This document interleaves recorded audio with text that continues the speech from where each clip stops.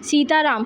वैष्णो देवी का विश्व प्रसिद्ध और प्राचीन मंदिर भारतीय राज्य जम्मू और कश्मीर के जम्मू क्षेत्र में कटरा नगर के समीप की पहाड़ियों पर स्थित है।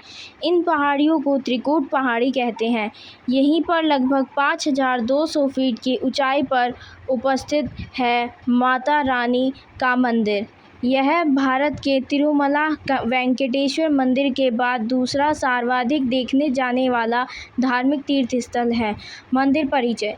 त्रिकूट की पहाड़ियों पर स्थित एक गुफा में माता वैष्णो देवी का स्वयंभू की मूर्तियां हैं। देवी यहाँ पर तीन देवियों की मूर्तियां हैं। दाएं तरफ काली माता, बाएं तरफ सरस्वती और मध्य में लक्ष्मी। तीनों पिंडी रूप में एक गुफा में विराजित हैं। इन तीनों पिंडियों के सम्मिलित रूप को वैष्णो देवी माता कहा जाता है। इस स्थान को माता का भवन कहा जाता है। पवित्र गुफा की लंबाई 98 फीट है। इस गुफा के एक बड़ा चबूतरा बना हुआ है। इस चबूतरे पर माता का आसन है, जहां देवी त्रिकुटी अपनी माताओं के साथ विराजमान रहती हैं। भवन वह स्थान है जहां माता ने भैरवनाथ का वध किया था।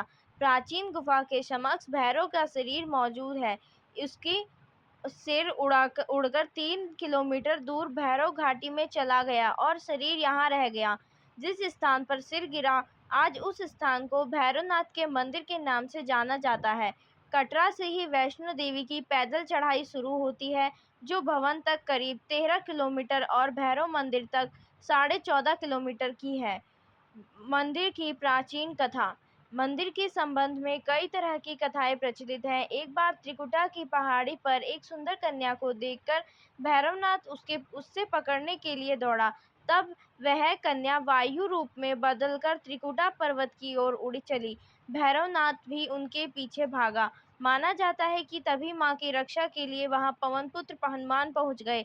हनुमान जी को प्यास लगने पर माता ने उनके आग्रह पर धनुष का प्रहार पर बाण चलाकर एक जलाधार निकाली। उस जल में माता ने अपने केश भी धोए। वहीं पर एक गुफा में प्रवेश कर माता ने 9 माह तक तपस्या की। हनुमान जी बाहर पहरा दिए। फिर भैरवनाथ वहां आ धमके।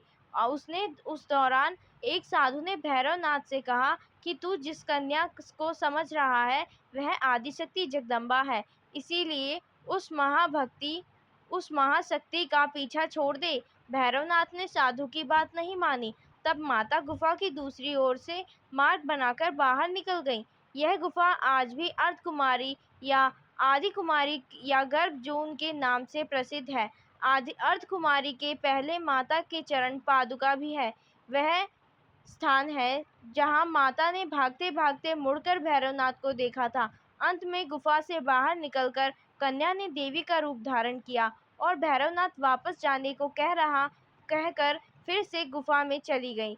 लेकिन भैरवनाथ नहीं माना, गुफा में प्रवेश करने लगा। यह देखकर माता की गुफा कर पहरा दे रहे हनुमान जी ने उसे युद्ध के लिए ललकारा और दोनों का युद्ध हुआ।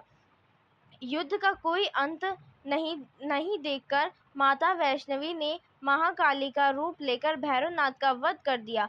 कहा जाता है कि अपने वध के बाद भैरवनाथ को अपनी भूल का पश्चाताप हुआ और उसने मां को क्षमादान की भीख मांगी। माता वैष्णो देवी जानती थी कि उन पर हमला करने के पीछे भैरव का प्रमुख मनसा मोक्ष प्राप्त करने थी।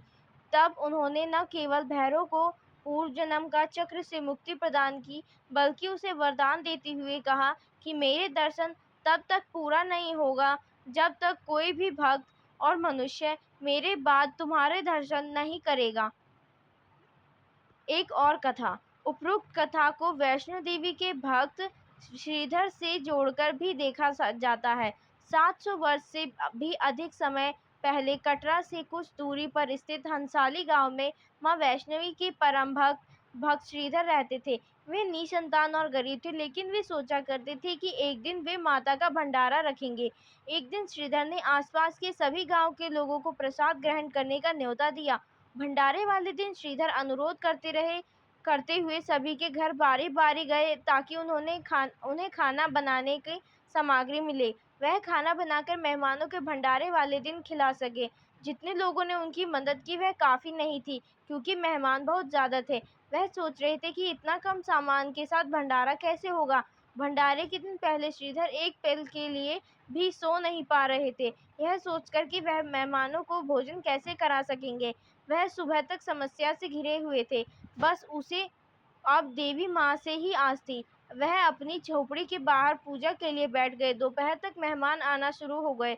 श्रीधर को पूजा करते देख वह जगह दिखी वहां बैठ गए। सभी लोग श्रीधर की छोटी सी कुटिया में आसानी से बैठ गए। श्रीधर ने अपनी आंखें खोली और सोचा कि इन सभी को भोजन कैसे कराएं। तभी उसने एक छोटी कन्या को झोपड़ी से बाहर आते हुए देखा, जिसका नाम वैष्णवी था। वह भगवान की कृपा से आई थी। वह सभी को स्वादिष्ट भोजन परोस रही थी। भंडारा बहुत अच्छी तरह से संपन्न हो गया। भंडारे के बाद श्रीधर उस छोटी लड़की वैष्णवी के बारे में जानने के लिए उत्सुक थे, पर वैष्णवी गायब हो गई। उसके बाद किसी को नहीं दिखी। बहुत दिनों के बाद श्रीधर को उस छोटी लड़की का सपना आया। उसमें स्पष्ट हुआ कि वह माँ वैष्णो देवी थी। माता रानी के रूप में आई कन्या ने उस गुफा के बारे में बताया और 4 बेटों को वरदान के साथ उसे आशीर्वाद दिया।